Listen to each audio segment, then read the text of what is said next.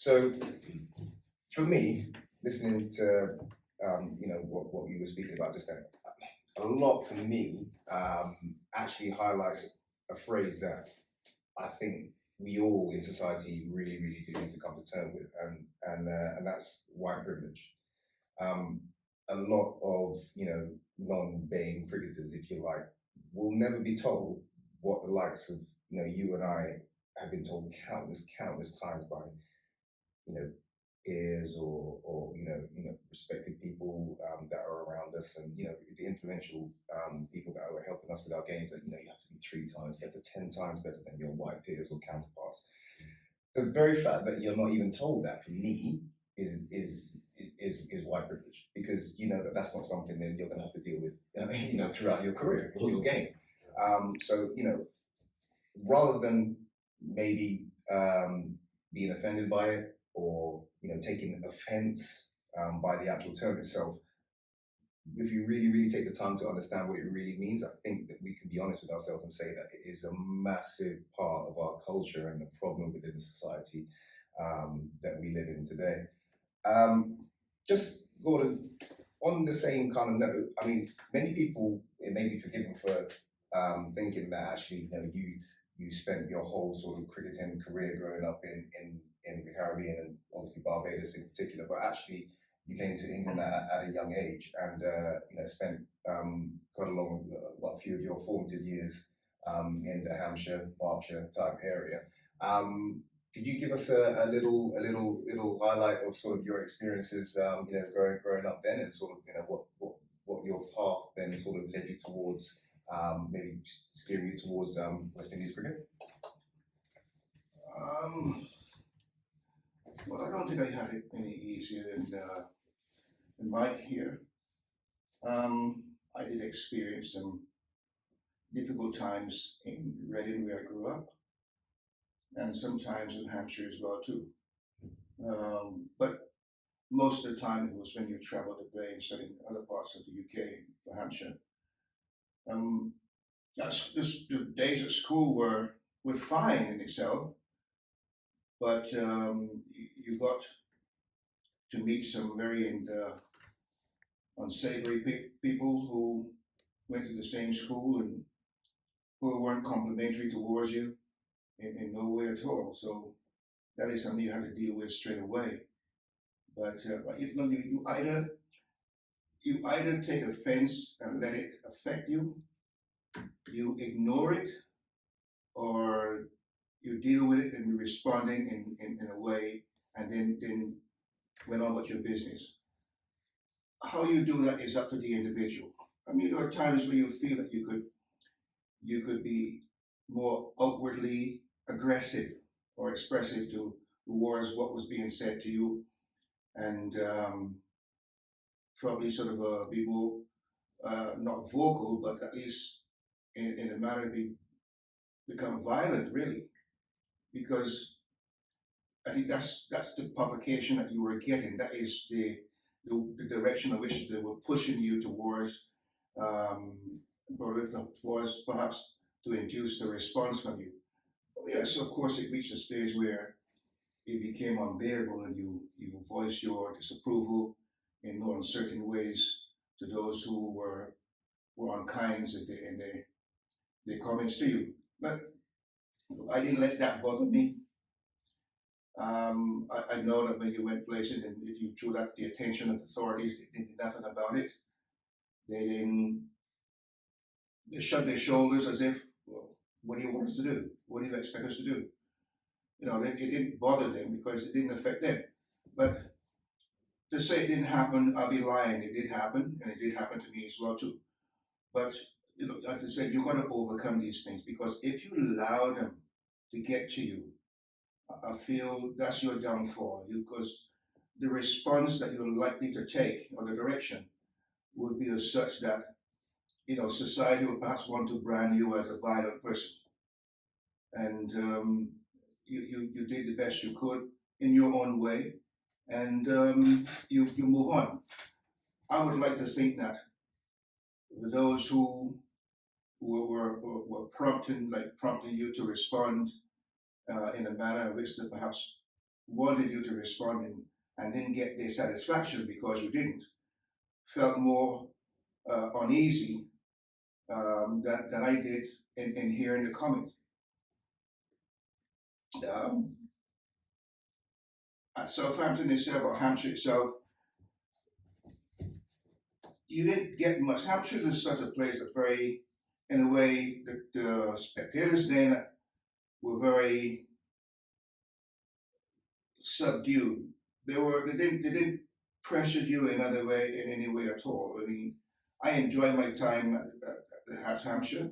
As I said, most of the time you would receive any ill comments as soon as when you travel to elsewhere.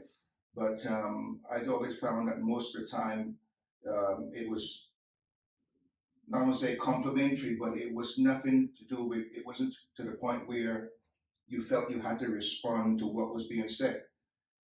So I was in a way comfortable in a way because I didn't receive the sort of ills and so on that some players perhaps did receive. So and how they dealt with it and said it's an individual thing. I think we all perhaps received comments that wasn't pleasant. Those unpleasantries did not cause you it didn't itself any harm, but I think they were close to inducing a reaction that would not have been favorable.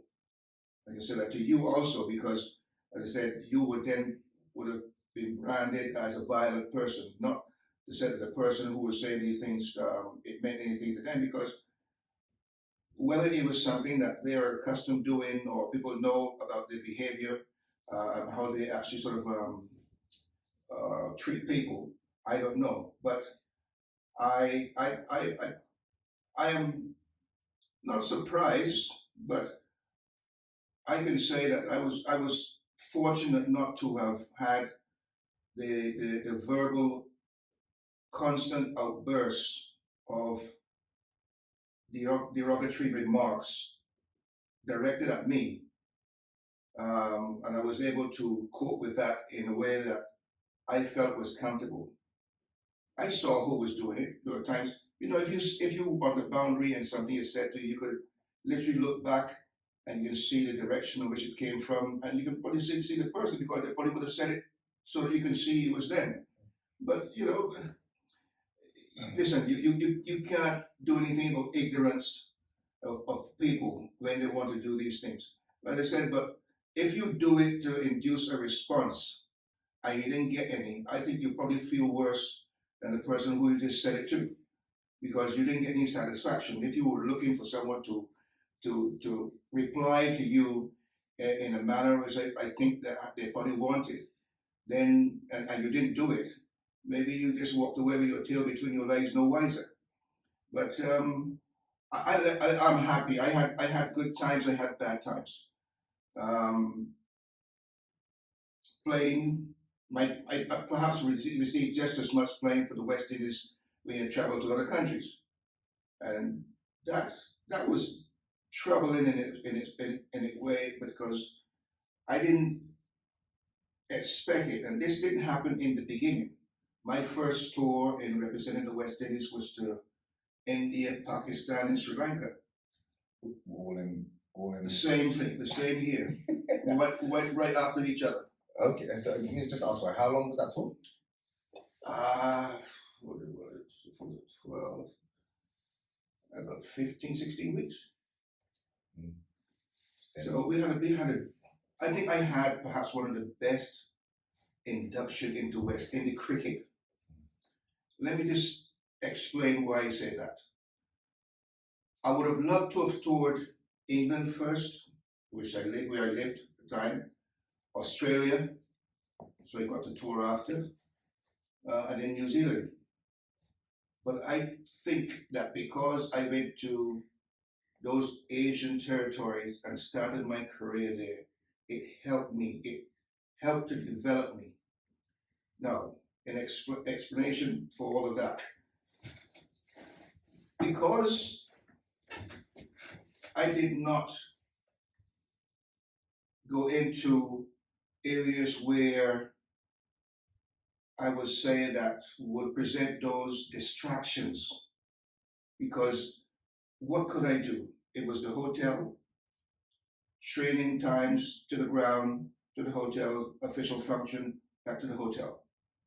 So my focus solely was on what I was there to do. As I said, there were not those distractions.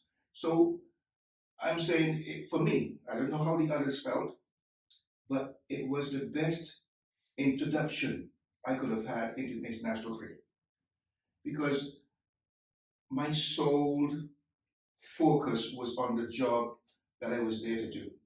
And when I toured other countries, and it really sunk in even more how fortunate I was to have been able to travel to those three places. Now, some would say, well, other players from other countries traveling to the Asian subcontinent had difficulties in coping um, with everything, whether it's the place, the food, and the cricket itself, because of the spinners and the excellent, magnificent spinners. Had great difficulties in coping, but I enjoyed it. I enjoyed it a great deal. Yeah, and you form friendships, relationships to people um, from other territories, and then within the game that you play, that you didn't know, was going to happen. And up until this day, I mean, what a great friend of ours in India cricket is Mahinda Abhinav. I mean, I have a lot of respect for that guy. Kapul as well too. I mean, as I said, he was a bowler, I was a batter. Yeah, we had our battles, but you had respect for one another. And most of the unpleasantries didn't come from those persons. I don't mean the Asian persons, but players who play against. It came from outside, around the edge, of outside of the game. Yes, I mean, there's some players who said things to you on the field of play, but then, you eventually gave back as good as you got. But it reached a stage where it was getting monotonous. And he said, well, you told them how you feel about them as well too. But I believe too that some of all this that happened made me a better person as well too. It hardened me towards the game that I was playing. And I would say that it would be good to do this to young players or other players as well, because I don't know how they would have handled it or they would have it now. But for me, I was able to handle it, and I believe I handled it pretty well, and it did not cause any disruption to my game. Yeah, so look, I'm not displeased about some of the things that I said, because I gave them, I said I gave back as good as I got, and I told them what I thought about them as well too, but I know in certain terms. But I'm happy to say that I was able to override all of that and come out of all of that with my dignity still. So it didn't affect me in a manner where it would cause my game to suffer. And I mean, I had no intention of letting that happen anyway, because my game was on the field of play. I can stop you from being the fool that you wanted to be, but it didn't cause me any harm, because I was able to deal with that and move on from it. I mean, it sounds like, and spoken about it. I mean, I guess that those early formative years, growing up and playing as a young man at Hampshire and around those areas, and dealing with, again, I'm going to use like a buzzword or phrase or whatever, those microaggressions, if you like, actually gave you the grit and steel to become the player that you eventually turned out to be. Really, you never know. Without that you might not have actually had the impetus, or might have had less impetus to actually go on. Who never knows? To actually become the player that you were. But sometimes these things drive you. These unpleasantries and so on that present themselves to you. Excuse me. Help to motivate you towards what you want to do. Now, it's not always that you know what you wanted to do. You want to be successful, yes, but there had to be a way of going about it. And sometimes you can be prompt to go the route that you should do because of what's happening, not on the field of play, but off the field of play. And that can help to motivate you to do what you want to do. And my motivating skills was more or less very, very single-minded. I am the type of person who will sit in one corner and observe what is happening around me. In the dressing room, the players will tell you, when we move into the dressing room, I try and find an area where everyone is almost in front of me. I can see what's happening. I don't want someone behind me. I don't know what's happening behind me, so I want this panoramic view of what is happening. So I sit to my back against the changing cubicles or whatever, so I can see everything else in front of me. So I want to have this view. It's just that cricket, when I go on the field, I mean, as an opening batsman, I mean, honestly speaking, I don't think I could have been anything else but an opening batsman. Because I don't know how I would have felt sitting in a dressing room waiting to go into bat. Put me in, throw me in at the deep end, if you so to speak. I can deal with that. But I think if I had to wait, I'd be a bag of nerves. I think that's a DNA. I think that's an opener's DNA thing, because I found the same thing. Whenever the few times I've had to bat down the order, I found it more of a challenge.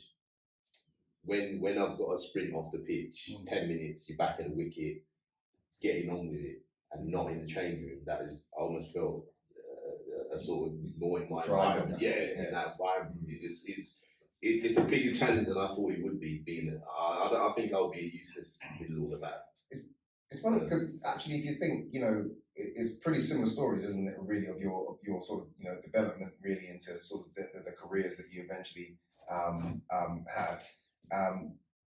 I do, however, don't want to put a positive spin on that same term, microaggressions, because although it might have sort of spurred you guys on to be successful in the end, let's be honest, it's not great, because actually what microaggressions tend to do is obviously chip and chip and chip, and actually you guys, if you think, had the perfect outlet for yourselves to go and express yourselves, so then that spurred you on to become very, very good at what you did.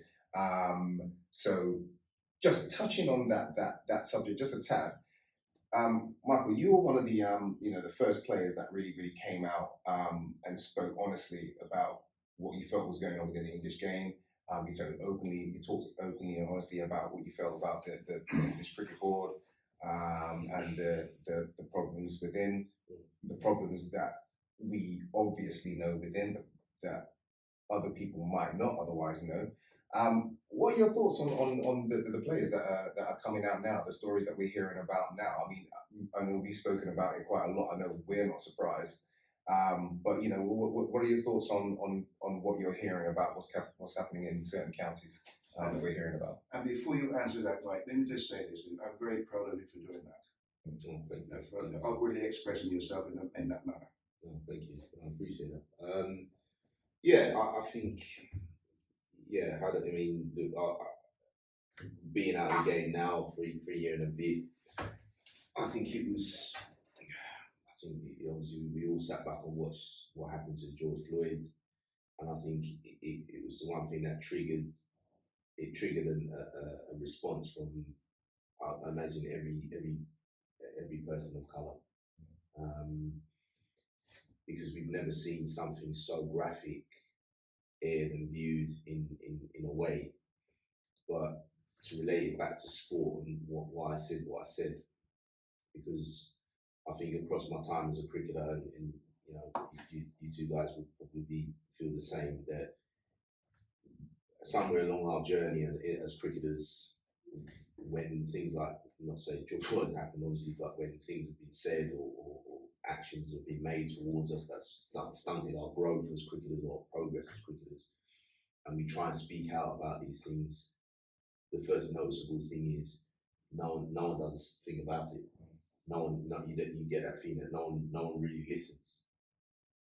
because I feel that there's such a fear. There's been such a fear created amongst the small community of BAME or black community within cricket. There's been such a fear created about speaking out, because again you get labelled as, you know, the angry black man, or, you know, the aggressive black man. As I said, no one else in the game has to deal with the fights we have to deal with. So when my opportunity, when this Cricket Badger podcast asked me to come out and speak, I looked at it and thought, look, this could go one. I could attack this one or two ways. I could do what everyone else does, where they give very sort of standardized answers. Well, it was just a bit of this, a bit of banter, as you know, as it's usually portrayed, and not more than that. Or I saw it as a real opportunity, more for hopefully someone following me in years to come, and yourselves and Gordon, you know, who is sitting there as a young kid listening to this and thinking about a career in cricket, and they may be of colour, you know, be it Asian, be it black, and not really understanding what they're walking into. Because it's not just as simple as an Asian kid or a black kid just walking into a sport environment to go out and do what you're trained to do. There's more to this than meets the eye, and this is what cricket doesn't do. It doesn't peel back layers, right? Cricket, everything in cricket is on the surface of things. We win a World Cup, we've got pictures of Josh Buttler hugging Jofra Archer, we think racism's solved. It's not. It's far from solved, right? Because I can tell you now, having been in England dressing rooms, the racism is at its pinnacle. You feel, and you know, and what I did with the ECB was to not tell them to sack people, but I'm highlighting that these things have happened under the watch of the current people in possession of very influential jobs, which, you know, will have an effect on your career, my career, some young kids' career. And until the structure is changed dramatically, unfortunately, taking the knee, blacking out our screens, all these things that people, you know, marches, look, on the face of it, it all looks very good, it looks very nice. You know, I love the fact that, you know, white people themselves, you know, want to join in and help. But look, I said, as I said on the Badger podcast, and I'll say now, there's a couple of things that need to happen for there to be major change. White privilege need to want to change. They're the only people who can change racism. We, black people, have never had a big enough construct to be able to change racism, right? White privilege have to want to change their ways. They have to want to get the poignant education, not the current education that's out there, because a lot of that is hidden. A lot of that is hidden from black and white people, right? They have to be the ones that have to go and want to get that education, and then filter that down to their next generation and their next generation, right? Before we can start to talk about equality. And one of the things that obviously have to change is that, I mean, in today's world, I mean, it's not just the same race and so on married anymore. There are so many mixed marriages that it has to change, because what is your response when something happened to you as a black person, but your spouse is of a different race? How do you deal with that? Or how do your spouse deal with that? Yeah. Well, Something it has to change. Yeah, I've had that in the past, where if I'm dating a white girl, you know, these are the things I would sit down and openly talk to her about and say, you know, when I walk in the average shop, let's say I run out of milk at 10 o'clock at night and it's raining, and as you do, we put a hood up and we go, I can guarantee you there's more focus on me walking in on that shop just to go and get milk than anybody else. And that's just a fact of life. Forget cricket for the time being. That's his life. That's the life we as black people live. It happens still. Yeah. You go into the shop these days and sort of very few people in there. I don't know if it's a shop detective or something, but there's always someone like looking over your shoulder, see what you It becomes your shadow. You know, you look at him and what can I help you? what am I going in here for? I'm not going to steal anything. But that is the perception they have. It's a perceived bias from the time, you know, and we've all played cricket. It's the same thing when you walk in the dressing room. And that's why I felt strong enough to talk about these things. You know, as soon as you go in the shower, as we both know, you straight away with, you know, it just becomes that thing. As soon as you walk in, you just know what's going to be said. Carbs and Carlos walk in. Oh, here we go. Yeah. Oh, well, look at you two. Oh, you know. Yeah, and you know, look, after, you know, and or we play against each other, you know, you'll play for Northampton, I'll play for Hampshire or Kent, whatever, we got me, you and Ricky go out for dinner. Oh, where's the brothers going tonight for a bit of rice and peas, a bit of fried chicken? Yeah.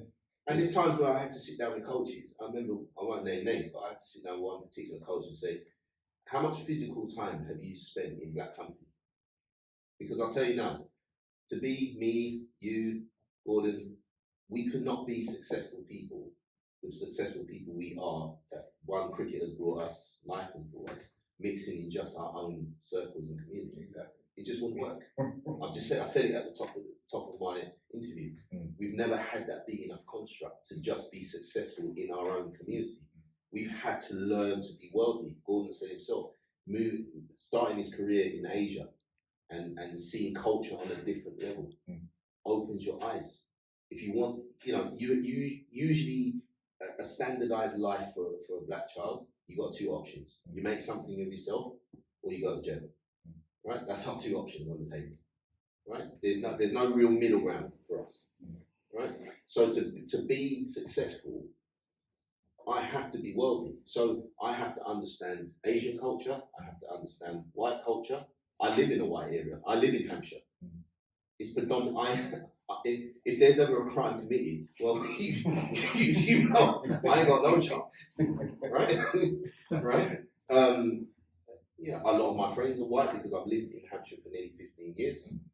I have no issue. I've dated white women.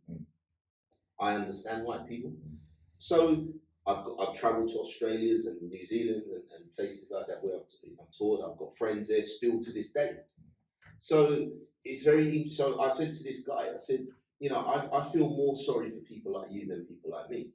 And he was very apologetic after that. He said, I didn't mean to offend you. It's very sad that in this day and age, I said, let me tell you, I've probably tried more things in terms of, if you're talking about food, I've tried more things in my life than you have. So therefore, I'm much more worldly than you are. Yeah. But we have to be, that's the thing. But that's the thing I learned over time. If you put the Michael Carberry of 19 years old starting his career, I'd probably put one on that guy's chin. But I learned with, I suppose, maturity and that actually, I can actually, I suppose, one, do more good for my own career because you don't want to get dubbed as the, you know, someone that just goes around knocking people out. But certainly, you can actually make more of a statement by actually making these people look the pillars that they really are. By just telling them a few home truths and just almost giving them food for thought. So, well, okay, you're saying this to me as a black person, so you obviously must be very knowledgeable of where I come from.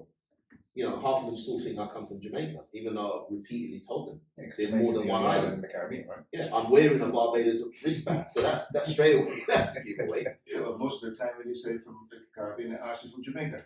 Like, you know, Jamaica is the only part of the Caribbean. So that's what I'm saying. It shows you the lack of worldliness in a what struck me. It's in an era now where information is at the touch of a button. You know, we don't have to go to the library as years gone by and dig up, you know, encyclopedias and you know, text going back to the 18th century. It's all on your phone. It's all on Google. Or more importantly, just ask. That's the thing. And I'm personally at the moment, one of the biggest messages that I'm actually trying to drive is just talk. Let's just communicate. Let's just talk, because at the end of the day, you know, we need to learn more about each other. That is the lack of information and the lack of empathy is one of the biggest problems we have in our society. And just touching on a couple of points. I think that lack of empathy comes back to You know, when people say this education thing, Mhm. and I said before that a lot of the real education has been buried. If the real, let's sliding doors for 1 minute. If the real education, unburied stuff, was put out there to both black and white people, I believe it builds a natural empathy, right? So yes, it may be uncomfortable to know from a white perspective that, you know, your great grandfather, grandmother at certain times owned our ancestors, right? And tortured them and did some horrible things to them. But what I think it would do to the appeal to the good people out there, because there's a lot of good white people out there. This is not me beating white people over the stick, over the head with a stick. That it would build an empathy to when things like George Floyd, Breonna Taylor's happen, because it will happen again, right? Still happening. It's still happening, right? When it does happen, they know why they're taking a knee. They know why they're blacking out screen. Half the people on these marches, if you ask them why are you marching, they don't know. Because it's cool. Because it's the in thing, it's trending.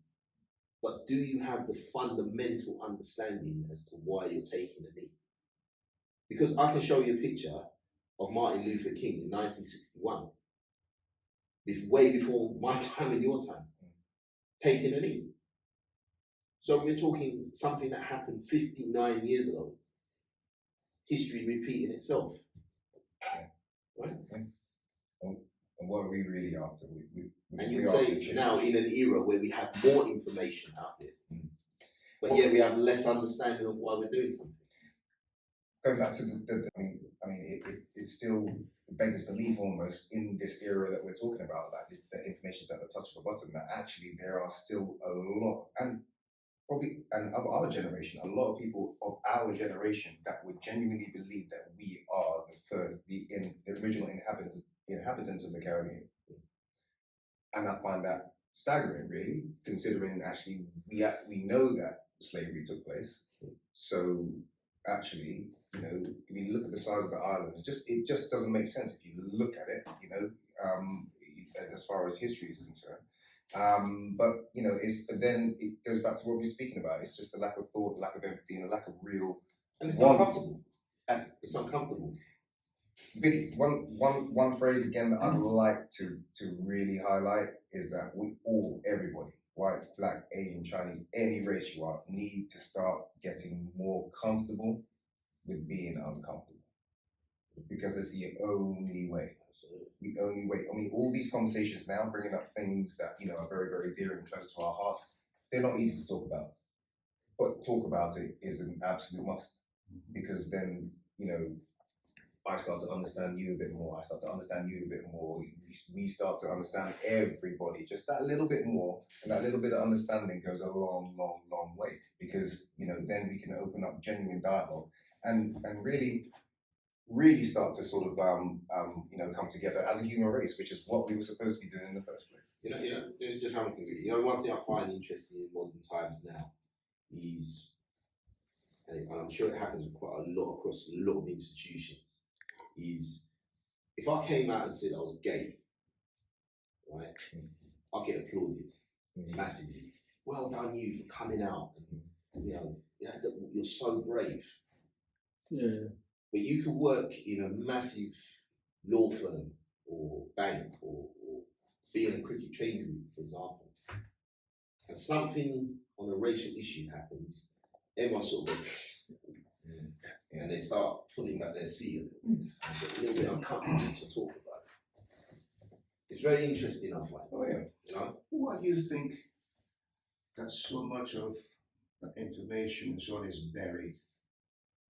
I mean, Propaganda. when you don't want to talk about it. Why not?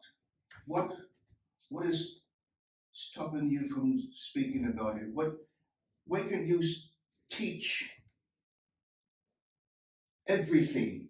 Why should you hold back? Because it perhaps has something to do with the treatment that you have dished out and so on, or your race have dished out and so on to others and so on, and you don't want to highlight it.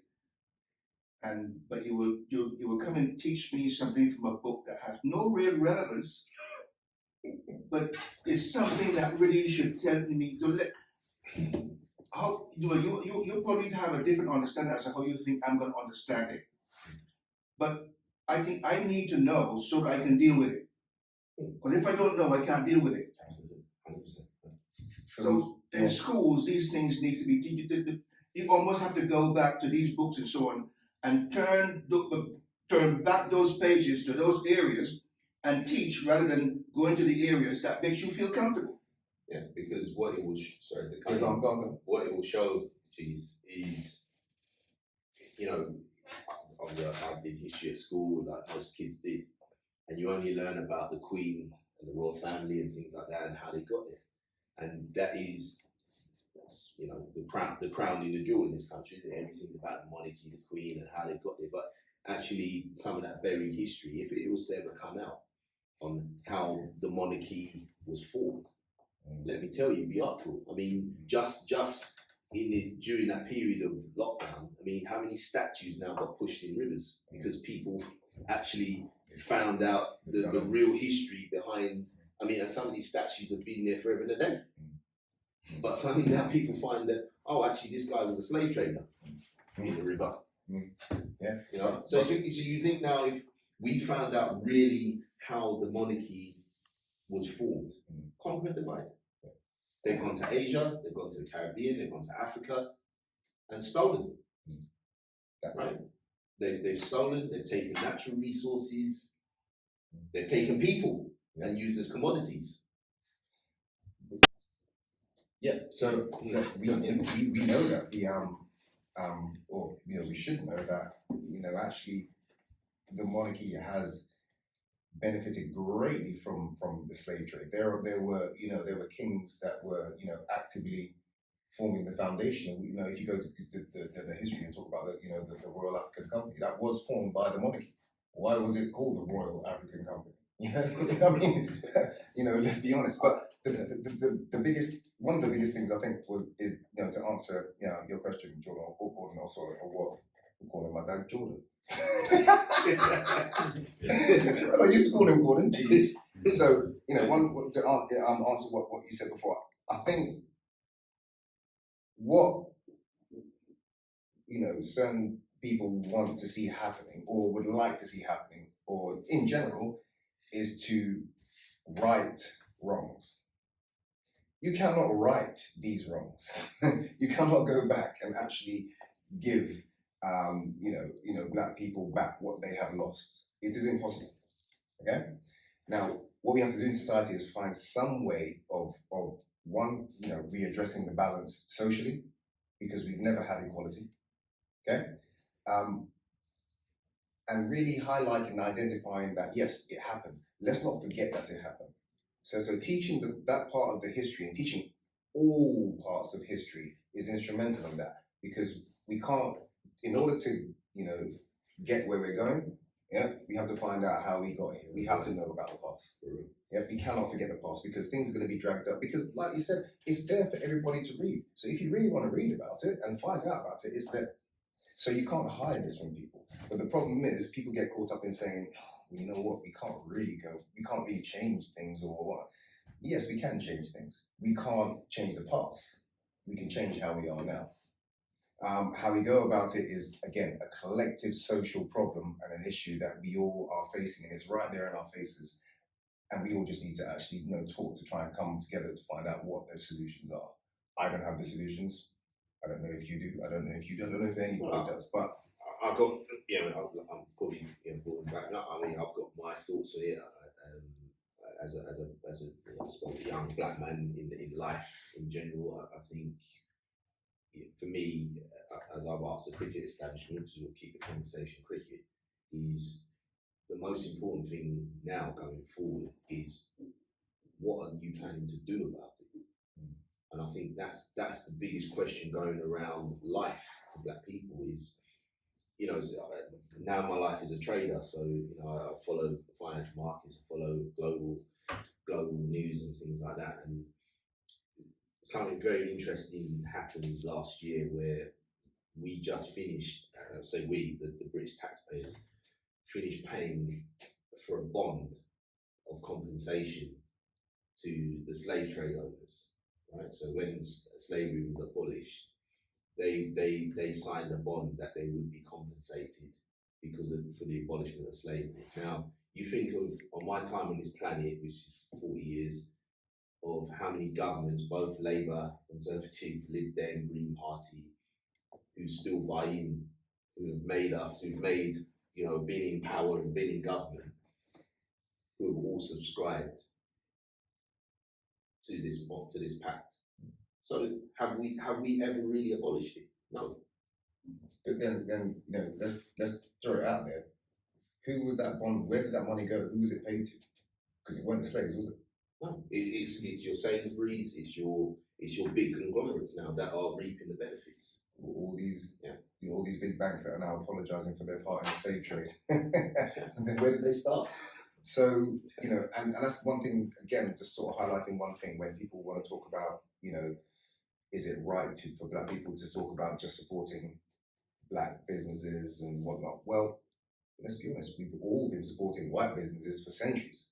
So, what's the problem in actually supporting our own and talking about it, and going about it systematically in an own way? Yeah, I feel like, sorry, I'm not taking over it, but I think my one observation I would say, because I know we all know that the black community has always been, the almost the last thing thought about, really. Let's be honest.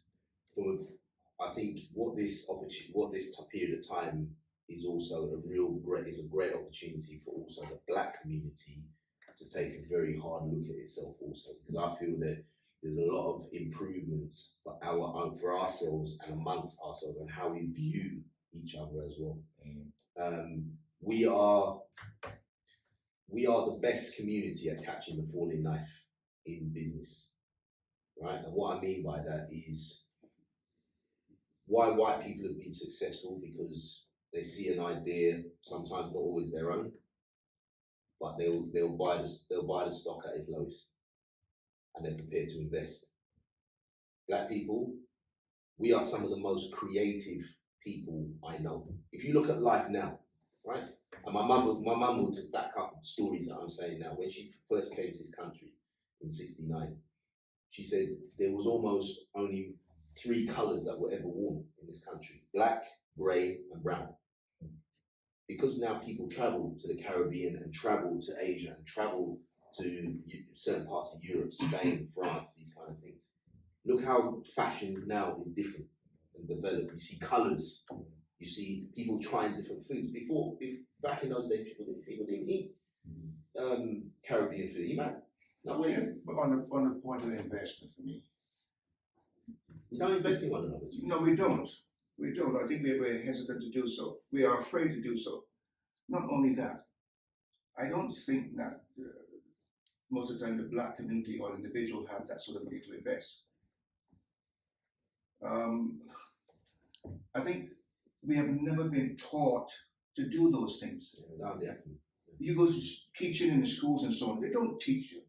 And then if a white guy may have, he developed the skills not necessarily in the school either, but somewhere along the line, someone or some family member or friends of the family member has a business and gave that person a chance to work and develop these skills in that business. Yeah.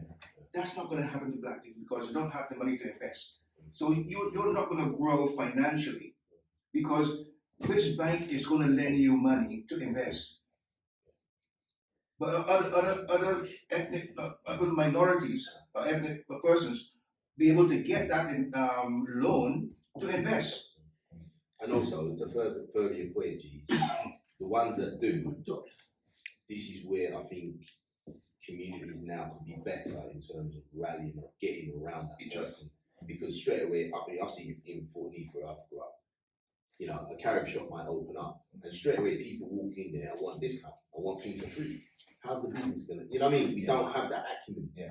We don't understand that person is slaving away, grinding away every day to try and make this business work. Because none of us would walk in McDonald's and expect it for free, would we? No. Or be saying to the man, come on, man, rep a piece of chicken, man. Come on, man. Yeah. He wouldn't do it. I saw a But meme. that's not mentality. Yeah, you know? I saw a meme recently that actually, you know, it made me chuckle, but actually made me think as well. It read something like, we want to buy Versace, Gucci, and all these designer brands, but we don't want to support black businesses. Just make sense out of that. To some degree, you